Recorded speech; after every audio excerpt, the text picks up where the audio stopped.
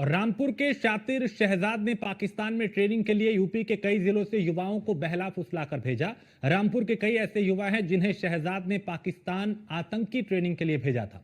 अब सवाल उठा है कि क्या आतंक की बड़ी साजिश की तैयारी हो रही थी? ये रिपोर्ट देखिए। देश में ही रची जा रही थी बड़ी आतंकी साजिश। शातिर शहजाद ने पाकिस्तान भेजे यूपी के युवा। आईएसआई एजेंट्स की मदद से हासिल किए वीजा। क्या आतंकी घटना से दहलाने की थी बड़ी तैयारी? आतंकी गतिविधियों को लेकर सुर्खियों में रहे रामपुर का एक बार फिर से बड़ा आतंकी कनेक्शन निकलकर सामने आया। सवाल फिजाओं में यही तैर रहा है कि क्या रामपुर से किसी बड़े आतंकी हमले की तैयारी की जा रही थी, क्योंकि रामपुर और आसपास के जिलों के युवाओं को बड़े पैमाने पर पाकिस्तान में जासूसी और विध्वंसकारी गतिविधियों की ट्रेनिंग दी गई।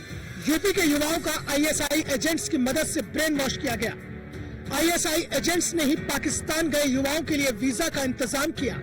यह सनसनीखेज खुलासा किसी और ने नहीं बल्कि पिछले दिनों मुरादाबाद से पकड़े गए पाक जासूस शहजाद ने किया है। दरअसल भारत पाकिस्तान सीमा पर कॉस्मेटिक, आर्टिफिशियल ज्वेलरी और महिलाओं के कपड़ों की तस्करी करने वाला शहजाद कई बार पाकिस्तान गया और आईएसआई एजेंट्स के संपर्क में आ गया।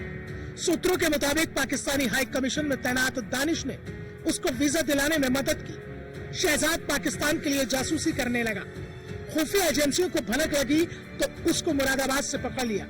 अब उससे पूछताछ के बाद एटीएस ने बड़ा खुलासा किया है। दरअसल तस्करी के दौरान शहजाद का पाकिस्तानी खुफिया एजेंसी आईएसआई के एजेंट से संपर्क हुआ था, जिसके बाद उनके बीच व्हाट्सएप पर बातचीत होने लगी थी। व्हाट्सएप ऐप जैसे अनक्रिप्टेड माध्यम से शहजाद आईएसआई एजेंट से करता था बात। काम दिलाने के नाम पर पाकिस्तान भेजे गए यूपी के युवा।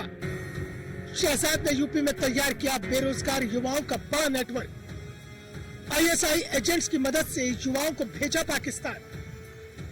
एटीएस का दावा, पाकिस्तान में युवाओं को दी गई कट्टरपंथ की ट्रेनिंग। सूचना और पैसों के लेन देन के लिए युवाओं का हुआ इस्तेमाल।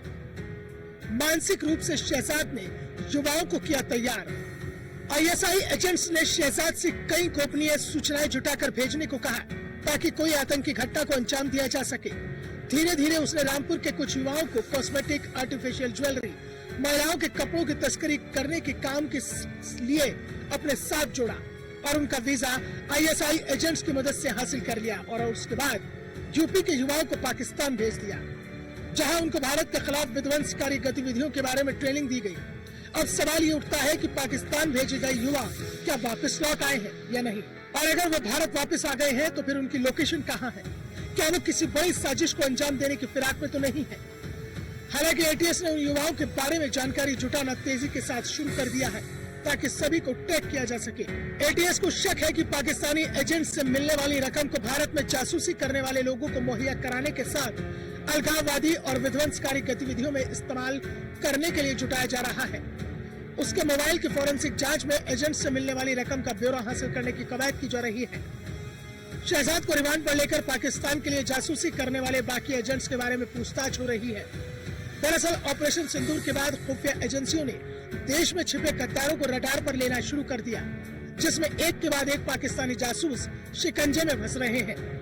Bureau report, news 1 India.